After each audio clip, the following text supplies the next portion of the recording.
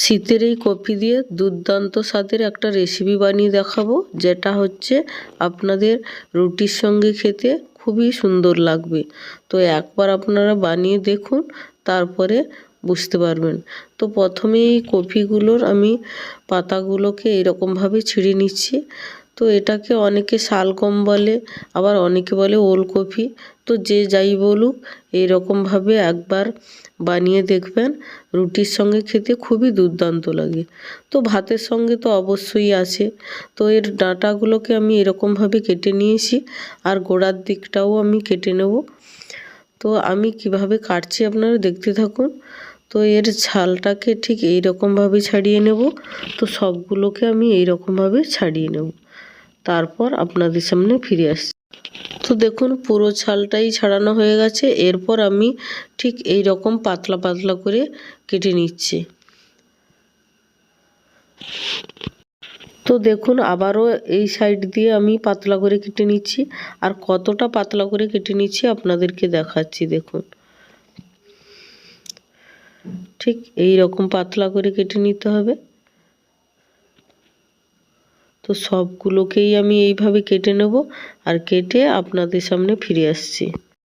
তো দেখুন বন্ধুরা, সবগুলোই কাটা হয়ে গেছে। এরপর এর সঙ্গে আমি কিছু উপকরণ মেশাবো। তো আপনারা দেখতে থাকুন আমি কি কি মেশাচ্ছি।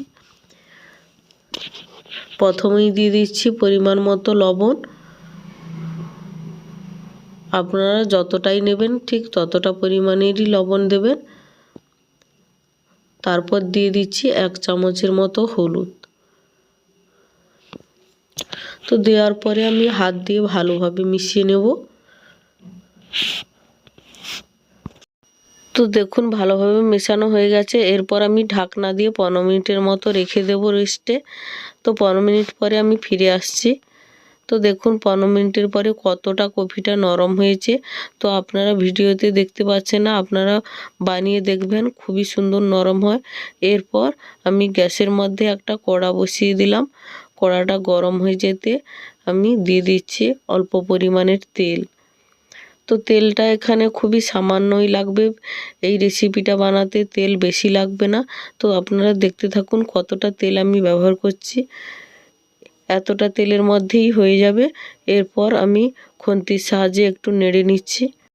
এই রেসিপিটা কিন্তু খুবই অল্প খরচেই হয়ে যায়। এরপর এদিকে আমি আপনাদেরকে দেখাচ্ছি সেই লবণ হলুদ মাখিয়ে রাখা কফিটা কতটা জল বেরিয়ে গেছে। ওই জল থেকে ছেঁকে আমি গরম তেলের মধ্যে দিয়ে দিচ্ছি।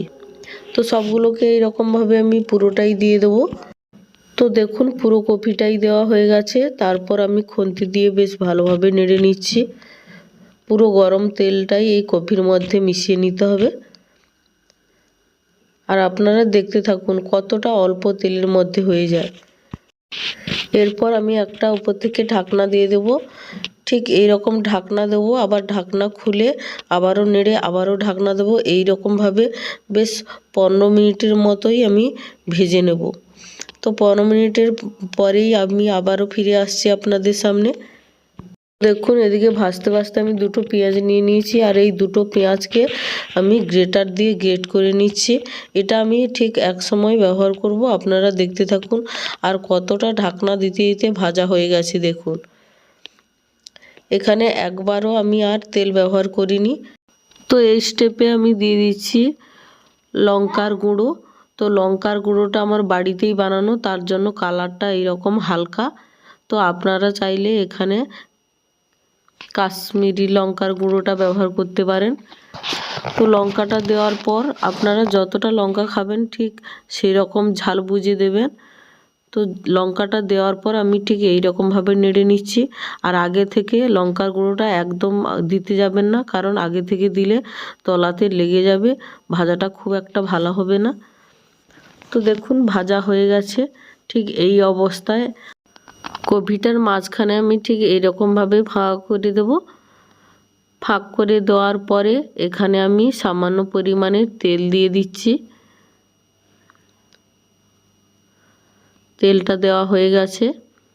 তো এখানে আমি দিয়ে দেব মৌরি 1 চামচের মতো। আপনারা চাইলে এখানে কাঁচা জিরেটাও ব্যবহার করতে পারেন। তো তো মৌরিটা দেওয়ার পরে আমি ঠিক এরকম খুন্তি দিয়ে তেলে ভেজে নেব। তারপর দিয়ে দিচ্ছি ধনেপাতা কুচি। ধনেপাতা কুচিটা দিয়ে ঠিক এই রকমভাবে নেড়ে পুরো কফির সঙ্গে আমি মিশিয়ে নিচ্ছি। ভালোভাবে মিশিয়ে নেব। তো দেখুন ভালোভাবে মেশানো হয়ে গেছে। এই অবস্থাতে আমি পেঁয়াজটাকে যে গ্রেট করে রেখেছিলাম এই পেঁয়াজটাকে আমি দিয়ে দিচ্ছি। আপনারা চাইলে এখানে পেঁয়াজ ছাড়াও ভাজতে পারেন, তাহলে যারা নিরামিষ খান তারা পেঁয়াজটা বাদ দিতে পারেন। তো পেঁয়াজটা দিলে মিষ্টি লাগবে, খেতে খুবই ভালো লাগবে। পেঁয়াজটা দেওয়ার পরে আমি ঠিক এই রকমভাবে আবারও একটু ভেজে নিচ্ছি। তো বেশি সময়ের পর রান্না করব না, 1 মিনিট কি 2 মিনিটের মতো এই রকম ভেজে আমি রেখে দেবো। তো দেখুন ভাজা হয়ে গেছে। এরপর আমি আপনাদেরকে পরিবেশন করে দেখাচ্ছি। দেখুন কত ভালো লাগছে। একবার রুটির সঙ্গে বানিয়ে খাবেন, দেখবেন কত ভালো লাগবে। যদি এই রেসিপিটা ভালো লেগে থাকে লাইক কমেন্ট শেয়ার করবেন এবং সাবস্ক্রাইব করে আমার পাশে থাকবেন। নমস্কার।